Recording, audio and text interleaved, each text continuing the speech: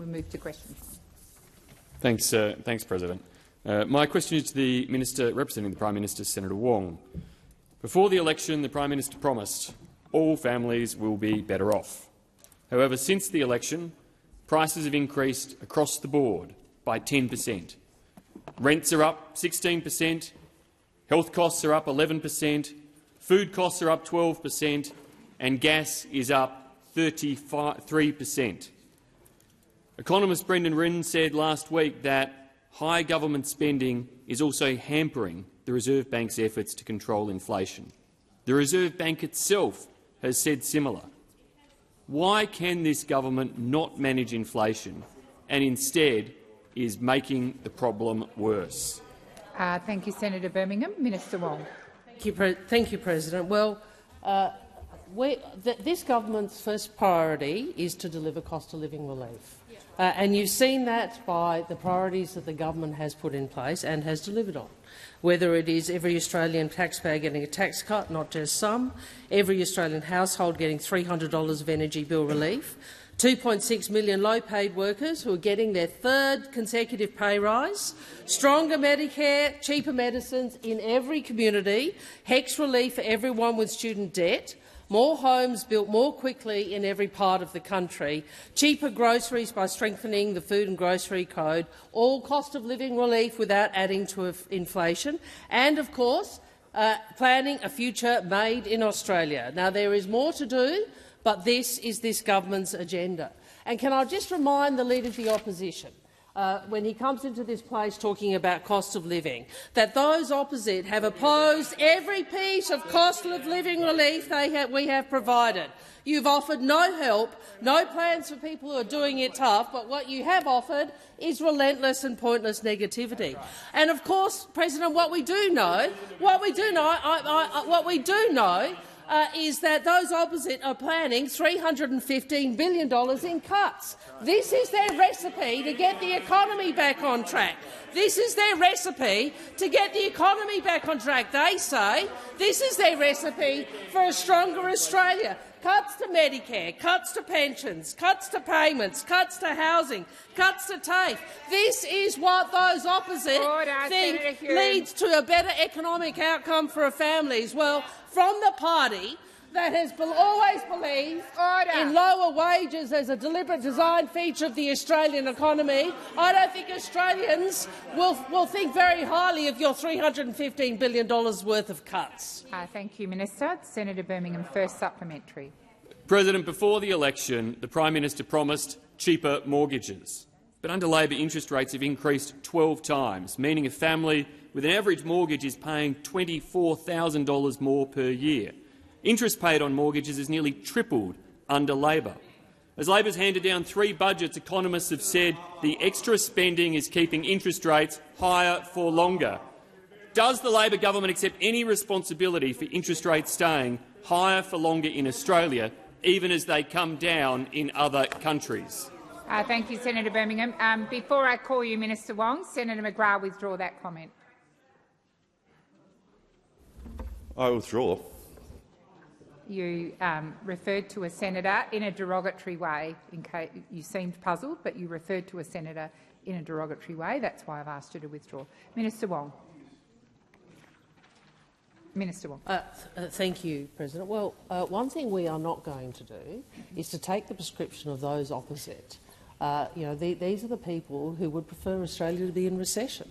I mean, that is what they are effectively saying. If you look at the last national accounts, as the Treasurer and the Finance Minister have gone through in great detail, as we have made the right calls to ensure that we deal both with cost of living relief in a responsible way, but also recognising where the economy is. The prescription that those opposite are calling for, would mean that Australia was in recession.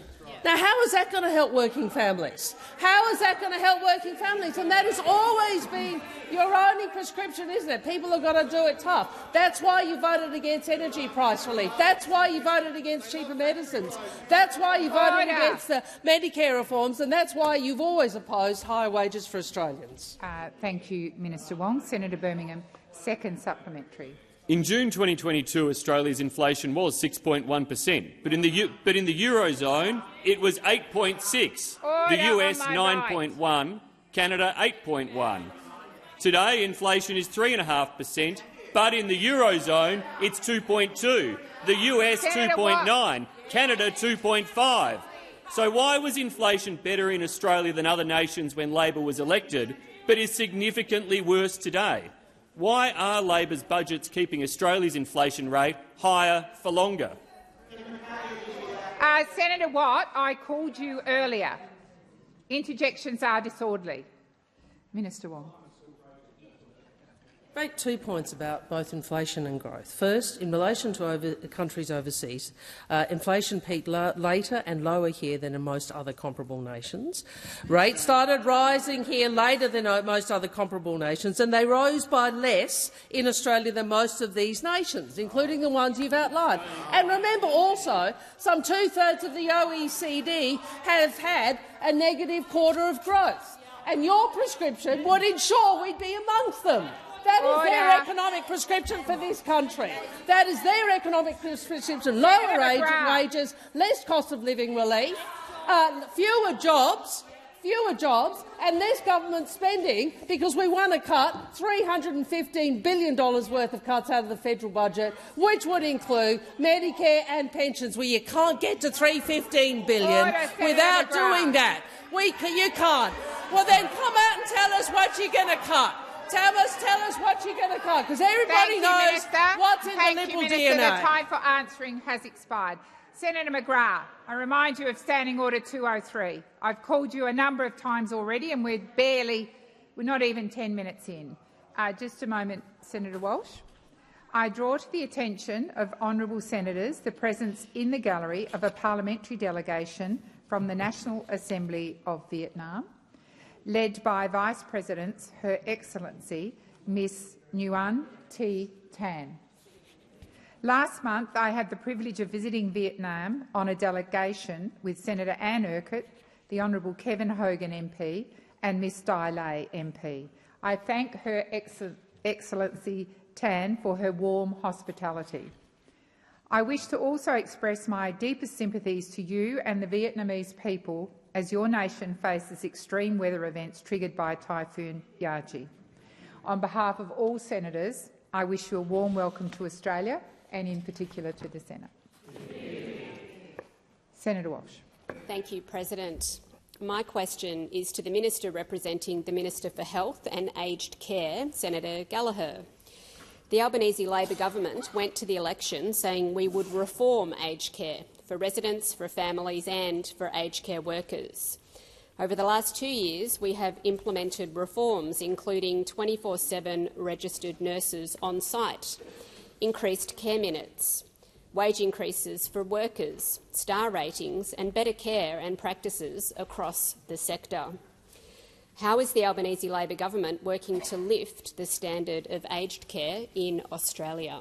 Thank you, Senator Walsh. Minister Gallagher. Thank you, President. I thank Senator Walsh for the question and in particular acknowledge the work that she has done throughout her career to support workers in the aged care sector through her union and also that a lot of the work we've done and worked with that union over time has supported those wage increases into the sector that have been so critical, ensuring that we have a workforce to care for elderly Australians.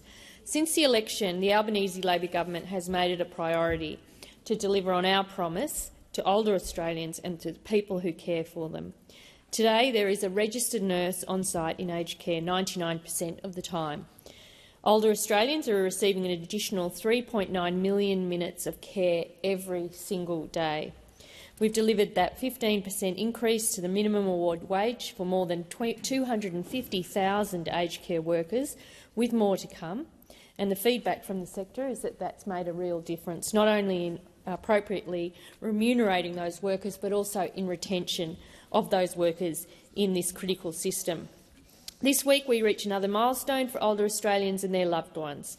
Today, the Minister for Aged Care and the Prime Minister and the Treasurer have announced a $5.6 billion package that will make sure older Australians have access to the aged care services they need and deserve. This delivers a massive $4.3 billion investment in support at home starting on the 1st of July 2025. Essential changes to improving the funding, viability and quality of residential aged care, new laws to protect older Australians in aged care with stronger powers to investigate bad behaviour and civil penalties for breaching standards. And these reforms will deliver an aged care system that older Australians deserve. And I would acknowledge as well Senator Ruston for the work that she has done with the Minister for Aged Care, Minister Wells. Thank you, in Minister. that. Senator Walsh, first supplementary. Thank you, President. Thank you, Minister. And I too note the work of the Minister for Aged Care, Ms Wells, and the Minister for Health and Aged Care, Mr Butler, in leading these reforms. The Aged Care Royal Commission was shocking and an undeniable call to action. How are the Albanese Labor government's once-in-a-generation aged care reforms responding to the findings of the Aged Care Royal Commission? Minister Gallagher. Thank you, President. I thank Senator Walsh for the question. The Aged Care Royal Commission found that the system was failing older Australians, and the final report can be summed up in the title of the interim report, which was titled Neglect. Since we were elected, the Albanese government has worked tirelessly to address all of the problems across the aged care system. The reforms we've announced today will deliver more and better care for older Australians. Today we address the first recommendation that was made by the Commissioners. The government will introduce a new Aged Care Act to replace the Howard-era 1997 Aged Care Act. This Act will deliver once-in-a-generation reform to aged care. It will ensure that older Australians will be treated with dignity and respect, and it puts the rights of older Australians at the centre of our aged care system. This Act will deliver certainty in the future of aged care for older people, their families and carers, workers, advocates and aged care providers. Thank you, Minister. Senator Walsh, second supplementary. Thank you, President. Thank you, Minister. And it's really wonderful to hear how we're moving from a system characterised as neglect to one of dignity and respect for older Australians. How will these reforms support older Australians choosing to retain their independence and remain in their homes as they age? Thank you, Senator Walsh. Minister Gallagher. Thank you. Well, and I thank Senator Walsh for the question. This new system will respond to the feedback we have received through the task force and other reports about what older Australians want. Increasingly, they want freedom, support and choice to remain in home and in the home and community they love. 1.4 million Australians will have the opportunity to stay in their home for longer through a new program called Support at Home. That program will start next year and will help older Australians to age at home. Support at Home will cut wait times to receive in-home aged care services. It will deliver more tailored support, increasing levels of ongoing care from levels 4 to 8. It will ensure fast access to assistive technology like walkers and wheelchairs and increase the maximum support available from 61,000 to 78,000. Support at Home will offer a temporary boost through more transitional assistance. It will also provide access to palliative care, which is so important for older Australians. Senator Patterson. Thank you, President. My question is to the Minister representing the Minister for Home Affairs, Senator Watt. How many of the almost 3,000 Palestinians granted a visa by the Albanese Labor government who have arrived in Australia since the 7th of October have had their visa cancelled on character grounds? Thank you, Senator Patterson. Minister Watt. Thanks, President, and thanks, Senator Patterson, for the question. As I have previously indicated, we know that the opposition has been determined to make this issue a highly political one, and we know. Order. Sorry, Senator Cash, I'm answering Senator the question. Cash. We know Senator that, Cash. We know that the motivation of the opposition is to make this a political contest. We also know that the background checks that were undertaken before the granting of any of these visas were exactly the same processes as what occurred under the coalition. That is a factor that they seek to ignore every time they seek to make this into a political issue. I will search for the figures to answer the specific question. I'm sure they're here somewhere in my brief, but obviously not being the minister responsible, they're not top of mind for me. But our focus in managing these visa applications, as is the case for all issues surrounding the current conflict in the Middle East, is to ensure that we maintain social cohesion at all steps of the way. Again, that is something that the opposition has had no interest in, as they have sought to make this a political issue at every step of the way, most recently in relation to these Palestinian visas. Minister Watt, please resume your seat. Senator Patterson. Point of order on direct relevance. Perhaps the minister now has the answer, but this is a straight question. There was no preamble. It's a question for factual information. If the minister doesn't know, he should take it on notice. Thank you, Senator Patterson. The minister indicated he thought he did have the figures. Let's see if he has them at the moment. But otherwise, as you've suggested, I'm assuming the minister will seek to take that on notice. Minister Watt. What I can tell Senator Patterson is that the government's position is that if a person supports an extremist ideology, their visa will be rejected or cancelled, and that is something that Mr Burgess, the Director-General of ASIO, has made clear as well. We have seen, well, it's rather unfortunate that members of the opposition have consistently sought to misrepresent the words of the Director-General of ASIO. They have completely ignored his request of politicians to mind their language around these issues to not inflame situations. The opposition continues to ignore it. The time for answering has expired. Senator Patterson, first supplementary. Thank you, President. I'll try my luck on a separate question, but given the minister wasn't able to answer the primary question, I have my doubts. How many Palestinian document holders who have had their visa cancelled have been deported from Australia? Thank you, Senator Patterson. Minister Watt.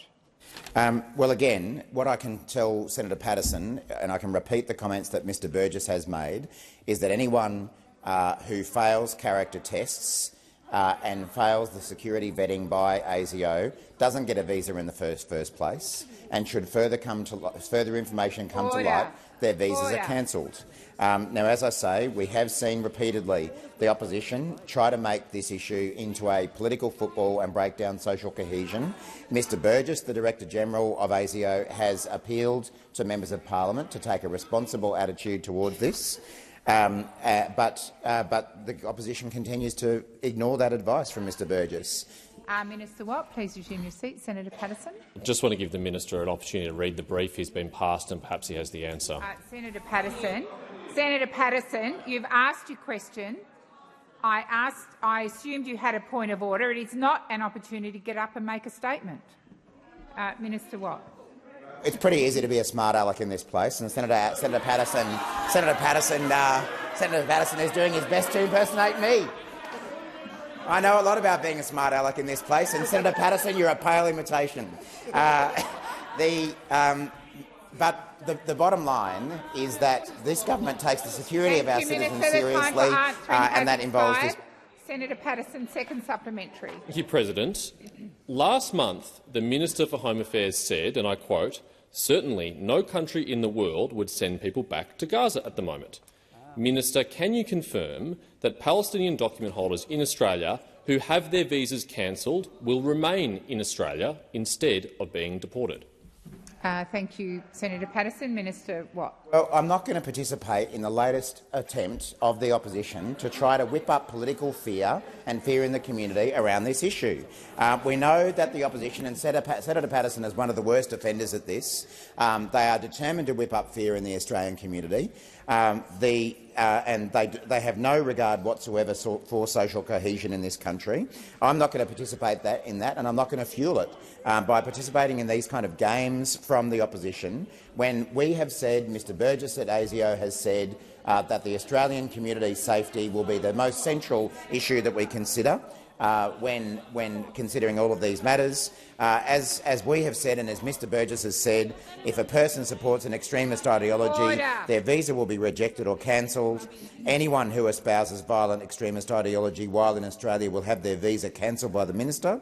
Our government will also use character grounds to cancel the visa of anyone we believe is a threat to our country, and that's the way that it should be. Thank you, Minister. Senator Shoebridge.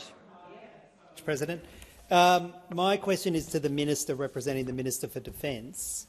The UK recently cancelled 30 military export permits to the State of Israel, including the direct transfer of F-35 fighter jet parts, because this equipment could be used to commit serious violations of international humanitarian law. UN experts back in February specifically urged Australia to immediately halt arms transfers to Israel, with the UN Human Rights Council making clear that this includes, and I quote, direct and indirect transfer or sale of arms, munitions, parts, components and dual-use items. The Albanese government currently has 66 military exports permits active with the State of Israel and over 70 companies pumping out parts into the F-35 global supply chain. Why hasn't the Albanese government followed suit and cancelled these permits in relation to Israel? Thank you, Senator Shoebridge. Minister Wong. Thank you, and I thank Senator Shoebridge for the question because it gives me the opportunity to respond to some of the misinformation he and others in the Greens political party are putting out. And I would start by making this really clear. Senator Shoebridge has spoken with approbation of the UK government's decision.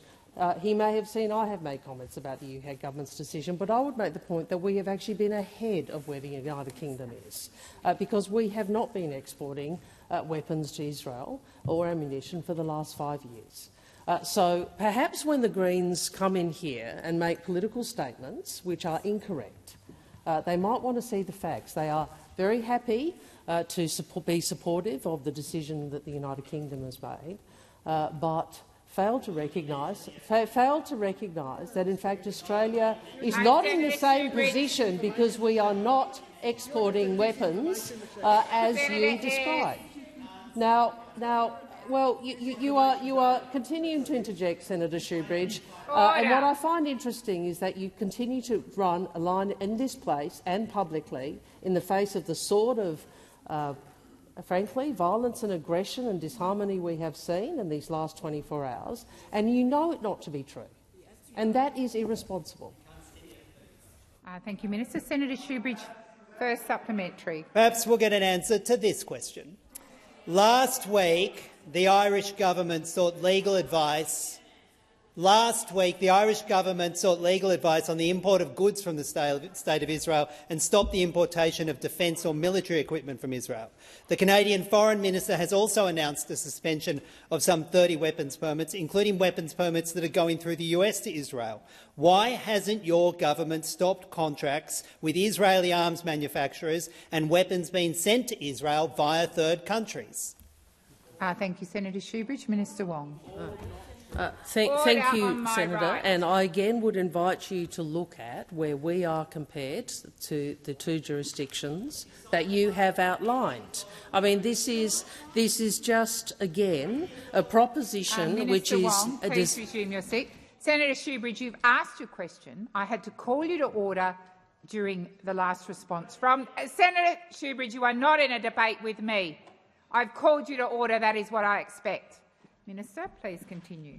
Thank you. I again am very happy for you to refer to those two jurisdictions, Senator Shoebridge, but if you do so, it would be the honourable thing to do, the decent thing to do, to recognise where Australia is in comparison to those jurisdictions, which is we have not exported weapons or ammunition to Israel for the last 5 years. That is in a different position to those other countries.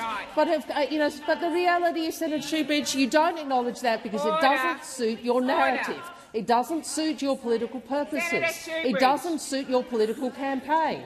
And so you are happy to foment social disharmony in this country. Minister Wong, please resume your seat.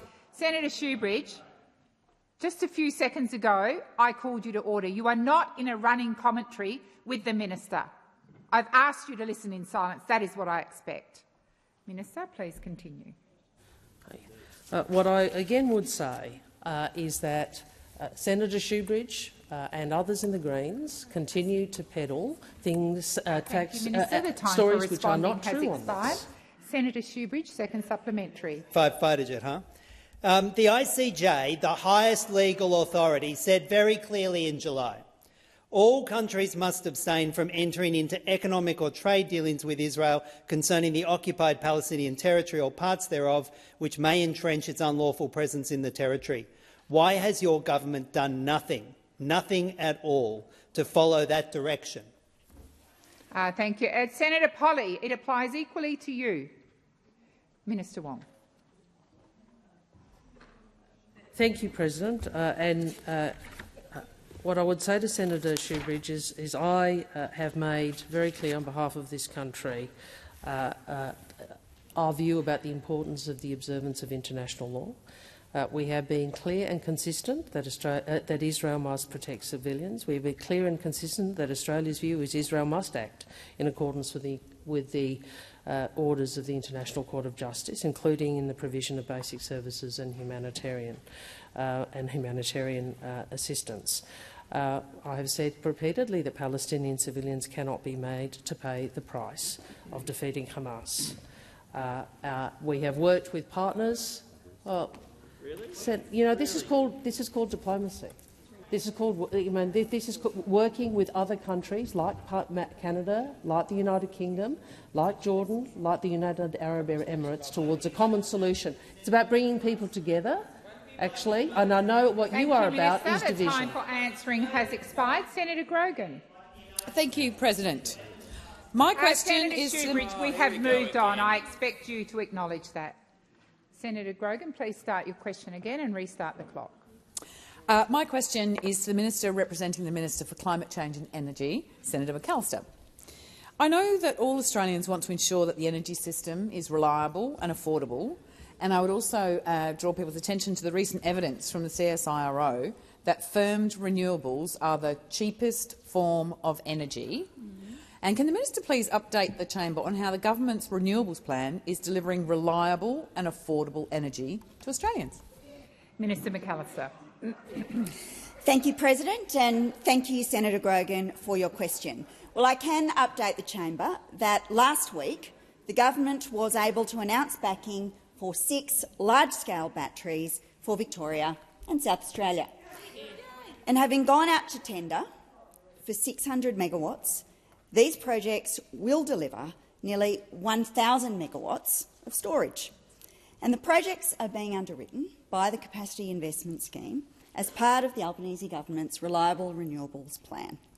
Now, this scheme will deliver for our future generation needs by underwriting 32 gigawatts of capacity. We are investing in the cheapest form of energy.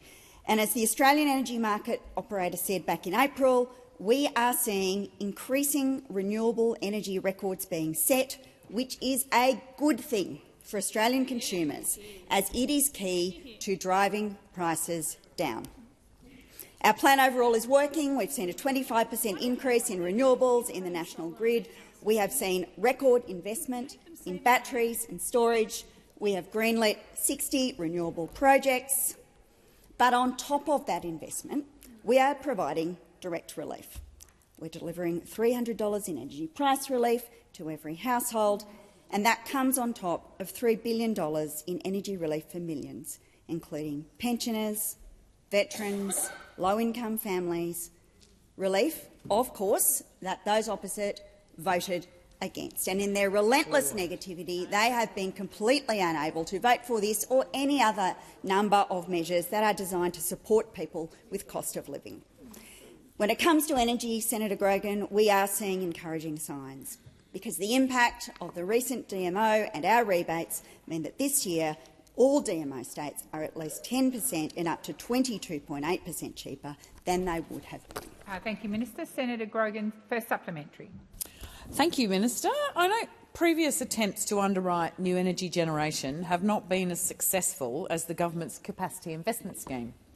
Can the Minister update the chamber on further progress on how the government's Reliable Renewables Plan is attracting investment in renewable energy? Minister McAllister. Well, thank you, President. Well, I can inform the chamber that the government's Capacity Investment Scheme is working.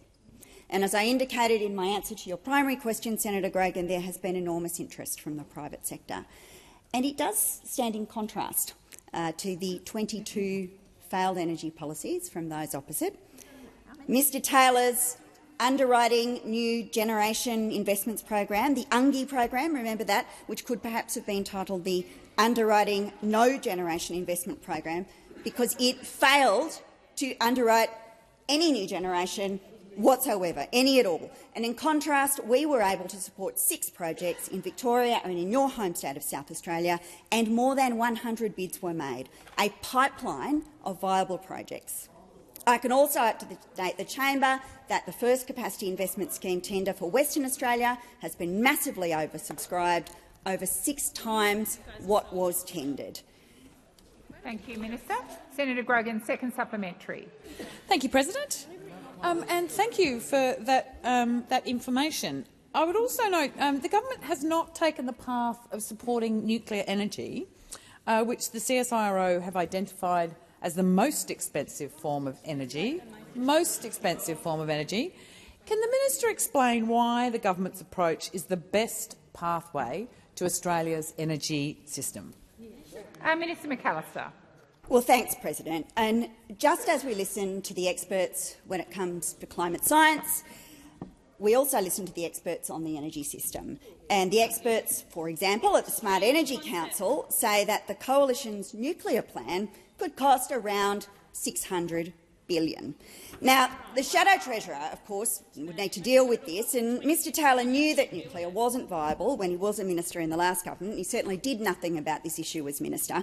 But here is what he said about nuclear in May. He said, well, at the end of the day, all generators, if they're going to be successful in delivering affordable, reliable energy and bring down emissions, have got to deliver a return on capital. Well, what did the Leader of the Opposition actually announce? Not that. Not letting the market decide, not underwriting anything even, but state-owned nuclear plants, paid for by the taxpayer to deliver the most expensive form of energy that there is. Poor Mr Taylor, he doesn't have a lot of luck in shadow cabinet, does he? Thank you, Minister McAllister. And order. I'd like to also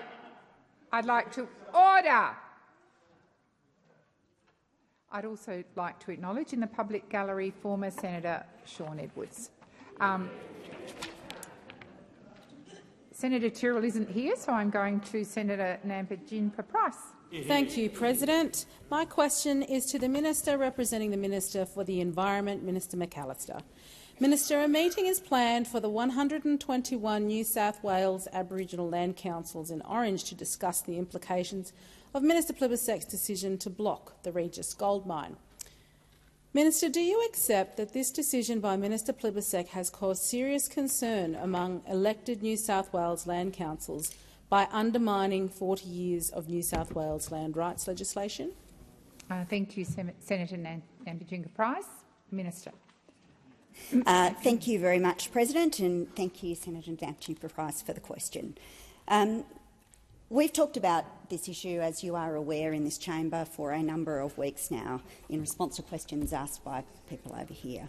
And as I've made clear repeatedly, on this side of the chamber we apply the law. And there are a range of reasons why it should be obvious to those opposite that that is an important principle, because in a decent society the law is not an instrument to be weaponised, and we know what happens when governments don't apply the law, when governments take a different approach, because we know what that looks like. We've seen it. It looks like robo-debt. It looks like resources allocated on the basis of colour-coded spreadsheets. It looks like car parks, sports routes, all over again. I haven't thought about them. And working outside the law is a dangerous way to operate. Order. It is a recipe for uncertainty, and it's designed— Minister, please resume your seat. Order across the chamber. Minister, please continue. It's a dangerous way to operate, and it's a recipe for uncertainty that will scare off investment. Minister, please resume your seat. Senator Nampijinpa-Price. Thank you, President. Just a point of order, direct relevance to the question. The minister appears to be veering away from answering the question. I believe the minister is being relevant to the question, but I will continue to listen closely to her answer. Minister. Thank you, President. Well, as I was indicating, the approach that we take in this and all other decisions is to apply the law, and the minister has been very clear about that. Now, doubtless, that will excite strong views. There will always be people in communities who seek to see projects go ahead, and there will always be people in communities who oppose projects for a variety of reasons, and we're always interested in the opinions of all stakeholders. Indeed, it is why, in considering this particular project that your question refers to, Senator, the minister took advice from a range of organisations, and the advice I have Thank is you, that— Minister. The time for answering has expired. Senator Nampijinka-Price, first supplementary. Thank you, President. Minister, aside from within those 121 land councils I refer to, does the government accept that the Barraville Land Council CEO and veteran of the 1965 Freedom Ride, Philip Hall's assessment that this decision causes a lot of confusion and it brings division within the community? Thank you, Senator Nampijinka-Price. Minister. Thanks very much, President. And Senator, I did see those remarks reported in the media this morning, and as I was indicating in my answer to your primary question, of course decisions like this draw attention from a range of people in the community. It was certainly the case when a similar decision was made by Ms Lee in the previous government under the same Act, under the same section. There were a range of opinions in the local community. There were a range of opinions in the local community, some supportive, some very disappointed. But the fact remains that the Act requires the minister to consider, to consult on the application before her, and in this case she did so, and she took advice from 3 different Indigenous organisations in the local area, as I understand it, and the advice I have is that 2 of them were opposed and 1 of them was neutral. And that was amongst the evidence considered by Ms Plibersek in making the decision that she made under the law. Thank you, Minister. Senator Nampijinka-Price, second supplementary. Thank you, President. Will the minister seek out a meeting with these groups to hear their concerns? Good question. Thank you, Senator. Minister McAllister. Thanks very much, President. Again, and I refer to the answers I've already provided, the government is aware that the protection of cultural heritage and the way that we approach that inevitably is of interest for all Australians. And we are, of course, interested in the views, most particularly of First Nations groups in New South Wales and across the country. I think most people in this chamber will recall that after the destruction of Juukan Gorge, all major parties, yours, ours, agreed that that couldn't happen again, and undertook, and both parties agreed at that time that there were opportunities. Minister, please resume your seat. Senator Nampijinka-Price. Thank you, President. Once again, point of order, relevance. The question was, would the minister seek out these bodies and hear their concerns? Simple, I will draw yes the minister to your question. Minister McAllister. Thanks very much, President. And as I indicated, this chamber has had the opportunity previously to consider the need for reform to cultural heritage arrangements. And as I understand it, there is a bipartisan understanding that such reform should take place, and consultation will be called to that. The time for answering has expired. I understand it suits the Senate if we go back to Senator Tyrrell's question. Goes to the Senate. My question is for the Minister representing the Minister for Health, Senator Gallagher. Private hospitals, especially not-for-profit services, are losing money and fast becoming unsustainable. If private hospitals in Tasmania and other regional areas close down, it will become even harder for us to access healthcare in an overstretched system. At the same time, private health services have told me they have empty elective surgery and psychology beds. What is the government doing to address underutilised and undersustainable not-for-profit private health services and ballooning elective surgery and psychology waiting lists in our public system? Thank you, Senator Tyrrell. Minister Gallagher. Thank you, President. I thank Senator Tyrrell for the question and for the ongoing advocacy and interest she provides on healthcare in Tasmania. The question Senator Tyrrell asks really goes to a state government responsibility here, because whilst the Commonwealth funds and makes a contribution to hospitals, they are owned and operated by state governments and state health services. And whilst there have been in past public-private partnerships with private hospitals to ensure that if there is excess capacity in those hospitals, that public lists can be delivered through private arrangements, they have been. Sorry, Senator Ruston keeps interjecting, and I can't hear her. I can't hear what you're saying, Order. Senator Ruston, but you are Order. interrupting. Order. Well, it's not so much if it's a one-off, it's just when it's persistent it does distract you from your answer. But the point you raise is one where I think most state governments that I know have entered into arrangements with private hospitals for exactly those sorts of things, including in mental health services, definitely elective surgery. So there is nothing stopping that. I know the Department of Health, under Minister Butler's leadership, is looking at the issues that private hospital providers, particularly those not-for-profit providers, have raised about viability and pressures in the system, and I think it's in everyone's interest to make sure that the private and public hospital system continues to operate. Obviously, they do rely on each other. The private system often does the high-volume, low-acuity work, and then the public service sector does all the other areas. But it's absolutely important that they work together, and I know the Department of Health is looking into some of those viability time for issues. answering has expired. Senator Tyrrell, first supplementary. President, during the COVID-19 pandemic, as you mentioned, Tasmanian private hospital services were used to reduce the elective surgery waiting lists, so we know that it can be done. Would the government consider a shared care model where elective surgery and psychology services are provided in private hospitals that are operating under capacity, so private health services can become more sustainable and elective surgery waiting lists are reduced?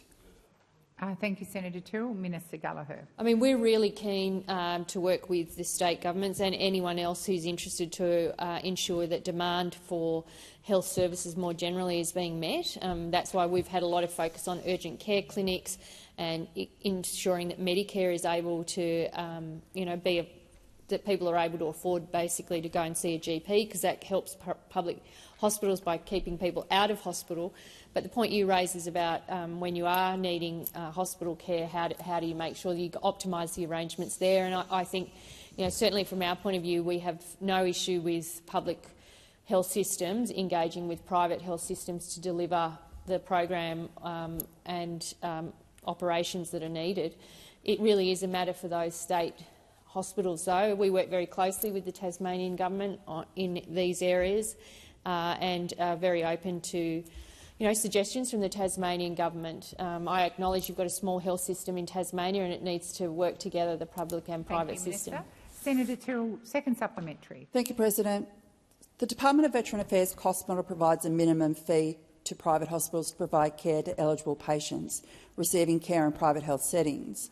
Would the government consider this already proven model as a way to support both private hospitals providing care and to ease elective surgery waiting lists? Thank you, Senator Tyrrell. Minister Gallagher.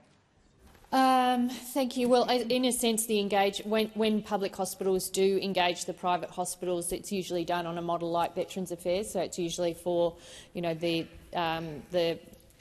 national efficient price of that particular procedure is then that underpins the arrangement. So I think that it largely exists now. I think it really is a matter of what the public hospital system can afford. Obviously, they're paying for all their operating theatres, their staff.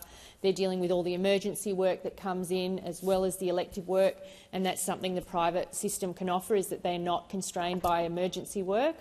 But it really comes down to, I think, what's affordable and how do you manage all the work that's being required. But definitely utilising the private system to help is part of the solution in the longer term, as is keeping people out of hospital and using new technology to make sure people don't have to undergo operations as well. Thank you, Minister. Senator Roberts. Thank you, President. My question is to the Minister representing the Minister for Defence, Senator Wong. Minister, on the recommendation of the then Chief of the Defence Force, General Angus Campbell, the government will strip Distinguished Service Medals from soldiers for allegations of war crimes that have not been proven in a criminal court. Yet the government will not strip the Distinguished Service Cross Medal off General Campbell. Minister, why do soldiers under General Campbell's command lose medals, while he keeps his medal for commanding them? Thank you, Senator Roberts. Minister Wong. Thank you. Can I thank the senator for his question, and Senator Roberts, as the Deputy Prime Minister has stated to the House of Representatives today, we finalised our commitment to close out the recommendations of the Inspector-General of the ADF Afghanistan Inquiry Report, known as the Brereton Report, which was commissioned in 2016, a report which found credible information of alleged unlawful killings of 39 individuals in 23 separate incidents. Concluded there was credible information of a subculture of elitism and deviation from acceptable standards, and made a broad range of findings in 143 recommendations. As the Deputy Prime Minister has outlined, we have taken final action as a consequence from that report, resulting in the closure of 139 of these recommendations. Two recommendations of the report related to command accountability and the treatment of honours and awards given to commanders during the relevant period. These recommendations relate to a small number of individuals who held command positions during the period in which the inquiry found evidence of unlawful conduct. The Deputy Prime Minister has written to... Minister, please resume your seat. Senator Roberts. Thank you, President. A point of order. The question was very specific about Angus Campbell's Distinguished Service Cross. Why won't it be stripped? The Minister is being relevant to your question, Senator Roberts. Minister, please continue. Sorry, Senator Roberts. I was seeking to respond by way of explaining how we were dealing with the recommendations in the report which relate to command accountability. I understand that the Minister for Defence, the DPM, has written to those whose awards were referred for consideration to advise that there has been a conclusion to that consideration of those awards. Decisions that have been made in relation to those awards are consistent with the findings and recommendations of the Brereton report. Decisions around command accountability are consistent with those same findings, and obviously we're not in a position, given the Privacy Act, to disclose the details and outcomes. Senator Roberts, first supplementary. Thank you, Minister. The Brereton report specifically excluded any findings on command accountability. The Implementation Oversight Panel, though, provided independent advice to government that the Brereton report in doing this was inappropriate and senior command accountability must be examined. Minister, why are Defence's most senior leaders being let off scot-free for allegations in the Brereton report, and why is your government ignoring the Oversight Panel's advice? Thank you, Senator Roberts. Minister Wong. President, I will see if I can get any further information to respond to the assertion in relation to the panel, because I don't recall that the facts being quite as you assert them, Senator Robert, but it isn't my portfolio, so I'll certainly have a look at that. But as I read out in my primary response, the recommendations, or two of the recommendations of the Brereton report, did relate to command accountability and the treatment of honours and awards given to commanders during the relevant period. I think that was an alternative assertion was in your question. That's not the advice to me, and we have acted on the basis of and in a manner consistent with those recommendations. Senator Roberts, second supplementary. Thank you. Minister, the criteria for the Distinguished Service Cross at the time General Campbell was nominated required him to be in action, meaning direct contact with an enemy. Yet there are no records of General Campbell being in action. Why does your government refuse to have the Honours Awards and Appeals Tribunal examine his award? Minister Wong. President, through you, Senator Roberts, I think that is a slightly different question to the one you asked me, which related to the Brereton report. In relation to the actual awarding of those honours, that's obviously not a political decision, but a decision that is governed within that honours and awards systems. I would make the point these matters have been canvassed at length by, I think, Senator Lambie in a number of estimates, and I'd refer you to those answers, including direct answers, to my recollection, including before the change of government, from General Campbell himself. Thank you, Minister. Senator Payman. Thank you, President. My question is to the Minister representing the Minister for Indigenous Australians, Senator Gallagher. The regrettable outcome of the voice referendum has deepened the divide and left a profound sense of betrayal among many First Nations people. As we confront the worsening conditions in Indigenous communities, it is crucial to reflect on how we arrived at this juncture. According to New Horizons report in 2014, as little as just 26% of demand for alcohol and other drug services were being met, and since then the funding for AOD treatment services has not increased. I travelled around WA listening to many Indigenous communities who raised with me many local issues and feel they don't have a voice. Will the Minister develop an Indigenous-specific alcohol and other drug strategy informed by the needs of First Nations people, as recommended by the WA Network of Alcohol and Other Drug Agencies report? Thank you, Senator Payman. Minister Gallagher. Thank you very much, and I thank Senator Payman for the question. This government has a proud record in this last 2 years on focusing on delivering practical progress in Indigenous health. Since coming to government, we've been taking a lot of different steps to tackle the critical gaps in health outcomes for Indigenous Australians under Minister Burney's leadership, under Minister Carney's leadership, under Minister McCarthy's leadership. There's a range of different programs, Senator Payman, that are going into either training First Nations health workers across the country, where we already have 180 students being enrolled, because that is key to providing services to remote parts of Australia. Also around cancer care, also around renal care. The issue you raise around alcohol and other drugs, I will take further advice on. I'm not aware of. I'm sure that there is work going on in that area. I don't have it in front of me, but I know we are taking a very broad approach to supporting First Nations communities. I also agree with Senator Payman that it was a regrettable outcome from the referendum, and I think certainly from our government's point of view, right throughout that time and that debate and subsequently to the vote, we haven't changed the amount of effort that's going into the practical delivery of services and supports to First Nations communities right around the country, whether it be in metropolitan areas or more remote areas, as you outlined in your question, in WA or in the Northern Territory or anywhere else. We are 100% committed to making a difference and improving the health outcomes of First Nations Australians in this country. Thank you, Minister. Senator Payman, first supplementary. Thank you, President. Thank you, Minister, for the answer, and I look forward to getting more information on that strategy. How does the government plan to address the alarming overrepresentation of Indigenous Australians in the criminal justice system, where there are 13 times more likely to be imprisoned than non-Indigenous Australians?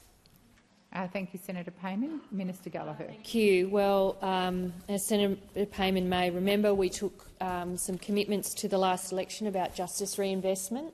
That was led by Senator Pat Dodson, also a Labor senator from WA, and Minister Burney. And those programs are being rolled out because we recognised in opposition and argued for many years from opposition about the need to tackle the high imprisonment rate of First Nations adults and young people in this country, and committed to reducing imprisonment rates. And there are 30 community-led justice reinvestment initiatives across Australia, with 20 of them funding or being funded already.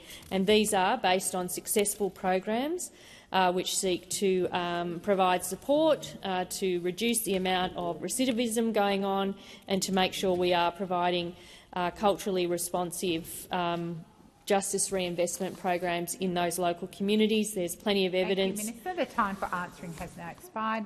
Senator Payman, second supplementary. Thank you, President. Considering the significant gaps in Year 12 completion rates and life expectancy between Indigenous and non-Indigenous Australians, what specific measures will the government implement to give Indigenous Australians a voice to improve educational outcomes and life expectancy? Thank you, Senator Payman. Minister Gallagher. Thank you. Well, all of those are areas covered by Closing the Gap, where there are programs, and these are an important report that's provided annually to the Parliament on improving the educational outcomes of First Nations Australians, ensuring that we're dealing with some of those health issues that we've outlined, looking at issues around justice and offending, a whole range of areas that we have to continue to work on. And we are making progress in some areas, but we need to do more. But I can tell you the amount of effort and investment going into this area is unprecedented, because we are, and housing, which is also a critical issue. We have a record housing investment that Minister Burney led when she was in that position, which will actually make a difference. If you have a house and you have stable living arrangements, you're more likely to finish school. And so all of this is interconnected, and we're all focused on improving the lives of First Nations Australians. Thank you, Senator McDonald. Thank you, President. My question is to the Minister representing the Prime Minister, Senator Wong. It follows the Environment Minister's Cultural Heritage Declaration on the McPhillamys Gold Mine project. On the 29th of August, New South Wales Aboriginal Land Council Chair and local Wiradjuri man, Roy R.C., said, "We've got an Aboriginal elder. He's a man who speaks with authority, and he believes the Section 10 application on the McPhillamys gold mine near Blaney was fabricated." Will the government now review Ms Plibersek's declaration, including to investigate whether the claims she upheld were falsified? Thank you, Senator McDonald. Minister Wong. Thank you, Senator, and thank you to thank you, President. Thank you to Senator McDonald for the question. And I think that really goes to the same issue that Senator McAllister has responded to on numerous occasions in relation to questions on that side, and that is that the Environment Minister has a statutory role under the legislation, which from recollection was actually passed by whilst the Liberal Party was in government, from memory, but I may be wrong on that. But certainly the original federal legislation, sure, fair enough. As she has a responsibility under the law, and the Minister has sought to apply the law. Thank you, Minister. Senator McDonald, first supplementary. Why did the government oppose the position of the Aboriginal Land Council Chair, who are the cultural authority in the area, under New South Wales government laws? Thank you, Senator McDonald. Minister Wong. Well, President, through you, Senator McDonald, that is an assertion of law. I'm not in a position to respond to your primary assertion in that question, but I'd again revert to what I've said earlier, which is Minister Plibersek, as the relevant Environment Minister, has a role under the legislation, and she has applied that in accordance with the law. Thank you, Minister. Senator McDonald, second supplementary. The Minister has repeatedly said that First Nations Australians have been asking for and offering for decades to be listened to on matters that impact on their lives. So why, in the case of her rejection of the construction of the McPhillamys gold mine tailings dam, is the government not listening to the legally recognised local elders and members of the Orange Local Aboriginal Land Council? Thank you, Senator McDonald. And Minister Wong. Again, you make an assertion in that about Indigenous representation. I'm not in a position to respond to whether or not that assertion is accurate, but I would say to you again, Senator, that Minister Plibersek has applied the Act in accordance with the law. That is what a person in her position is expected to do, just as the former Minister, Susan Lee, Ms Lee, also applied the Act in respect of the law. Senator Darmanin. Thank you. My question is to the Minister representing the Minister for Infrastructure, Transport, Regional Development and Local Government, Senator Watt. Cost of living pressures are top of mind for all Australians, particularly in the regions. When I speak with my constituents in regional Victoria, they tell me they're thinking about things like housing affordability, the cost of energy, prices at the checkout and their wages. How is the Albanese Labor government delivering meaningful cost of living relief while creating secure, well-paid jobs in our regions? Thank you, Senator Darmanin. Minister Watt. Thank you, President, and thank you, Senator Darminer, who's making an outstanding contribution since she joined us here in the Senate, and I know we all look forward to seeing much more from her in the coming years as well. Well, under the Albanese government, there have been nearly 1 million extra jobs created in the last couple of years, including in many in regional areas. Senator Cash, I didn't think I'd be hearing from you until the second supplementary, so well done. You beat my expectations. In regional New South Wales, there's been more than 128,000 extra jobs created, mostly full-time positions. Yes, I think that is something worth shouting about, so I'm glad that you're shouting with us. Senator Henderson, nearly 68,000 new jobs in regional Victoria. And back to you, Senator Cash, 17,000 in regional Western Australia. Minister Watt, please resume your seat. Order on my left, and Senator Watt, may I remind you to address your questions to the chair. Thank you, President. In my home state of Queensland, there have been 99,600 extra jobs created outside Brisbane, including over 56,000 that are full-time. And that includes an extra 48,000 regional women joining the workforce and almost 40,000 more young people. The measures brought in by the Albanese government, like cheaper childcare, fee-free TAFE, apprenticeship initiatives and other support designed to fill skill shortages, are supporting this growth and delivering more career opportunities in our regions, particularly for women and young people. And this matters because one of the most important things governments can do to assist regional Australians with the cost of living pressures that they're facing is to ensure they have a job. And under those opposite, we had 1 million fewer jobs in Australia, as well as having lower wages and less secure work. And they've said that they want to take Australians back to those dark times if they are returned to office. We've already seen Mr Dutton and the Coalition promise to repeal casual workers' rights, repeal the right to disconnect, repeal as yet undisclosed other workplace laws. They've said no to energy bill relief, no to housing, no to tax cuts, no to universal superannuation on paid parental leave. They just say Minister. no. The time for answering has expired. Senator Darminer, first supplementary. Since coming to government, the Albanese Labor government has announced a raft of measures designed to help all Australians respond to the cost of living pressures. These measures have included things like a tax cut to every taxpayer, $300 energy bill relief and record investment in social and affordable housing. Why is the Albanese Labor government's plan the best way to deliver cost of living support to regional Australia? And what would be the impact on the regions of an alternative plan? Thank you, Senator Darminer. Minister, beg your pardon.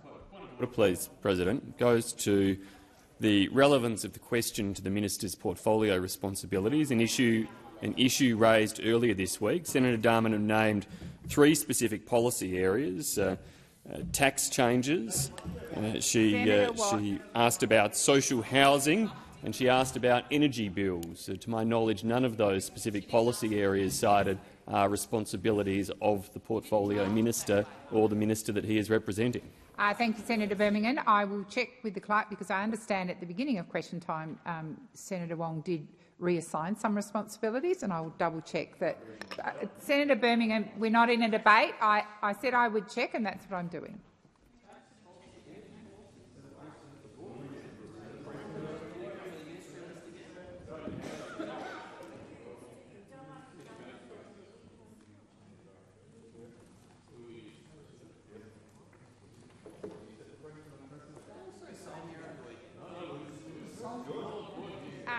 I advise the chamber that I am advised that Minister Watt is also repping regional development, and he can answer those questions that you identified, Senator Birmingham, and which were asked in that capacity. Please continue, Minister Watt. Thank you, President. Why don't they like the regions? Why don't they want to hear about the regions over there? Why don't they want to hear about tax cuts for the regions? Why don't they want to hear about jobs for the regions? Why do they want to hear about wage rises for the regions? Why don't they want to hear about housing for the regions? You know why they don't want to hear about that? Because they say no to all of it. They say no to all of it. They say no to regional Australians. They say no to urban Australians. They say no to men. They say no to women. It doesn't really matter what we talk about. They always say no. They even say no to a supplementary question. That's how negative you are. And you're absolutely right, Senator Darmanin. Our government is focused on delivering cost-of-living relief for regional Australians. We're doing that by backing multiple wage rises that have put an extra $143 per week in the pockets of 2.6 million low-paid Australians, delivering tax cuts for every regional Australian worker and delivering $300 in energy bill relief for every regional Australian home and businesses. We say yes, you say no. Thank you, Minister Watt. Senator Darmanin, second supplementary. After a decade of failed energy policies, deliberate wage stagnation and telling hard-working Australians the only way to own a home is by rating their superannuation, what are the key barriers to delivering the Albanese Labor government's cost-of-living relief to all Australians? Thank you, Senator Darmanin. Minister Watt. Thank you, President. Well, Senator Darmanin, you asked what are the key barriers to delivering the Albanese Labor government's cost-of-living relief to all Australians. There they are. I can see Simon. I can see Michaelia. I can see James. Senator I can Watt. see all of you. Minister Watt, I remind you, order, to refer to senators by their correct titles. We all know that those opposite treat superannuation like the boogeyman, like it's something to be feared. They opposed it when it was created and they've opposed it ever since. This week they're at it again, trying to strip back superannuation rights, this time for Australian women through paid parental leave. And it's not right that regional women be denied a decent retirement because of the ideological obsessions of the coalition. And when it comes to housing, the Albanese government would already be rolling out housing across regional Australia if it weren't for the coalition of the Libs, the Nats and the Greens teaming up yet again to block our investments, delay funding and even try and block legislation about helping people to buy. You say no all the time. Minister Wong. Thank you, President. I ask that further questions be placed on notice.